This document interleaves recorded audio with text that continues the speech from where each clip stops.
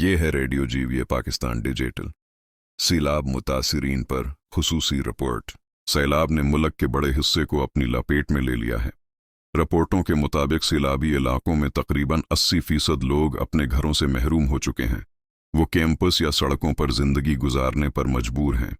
उनके मकानात 12 फुट पानी में डूबे हुए हैं और मुसलसल पानी आने की वजह से अंदाजा है कि ये सूरत हाल कई माह बरकरार रह सकती है। मुतासरीन का कहना है कि अगर हुकूमत 1 साल तक भी बिजली का बिल माफ कर दे तो भी कोई बड़ी रियायत नहीं, क्योंकि असल चैलेंज अपने घरों की दोबारा तामीर है, जिसके लिए तवील वक्त और वसाइल दरकार हैं। लोग खुराक की कमी, बीमारियों और अद्वियात के फुकदान से परेशान हैं।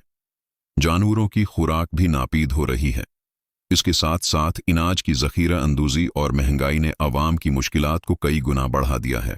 सैलाब मुतासरीन का कहना है कि न सिर्फ हुकूमती इदारे बेपरवाह नजर आते हैं, बल्कि चोर और डाकू भी लौटमार में सरगर्म हैं, जिससे उनकी बेबसी और बढ़ गई है। ये है रेडियो जीवीए पाकिस्तान डिजिटल, अवाम की आवाज़, मुतासरीन का पैगाम।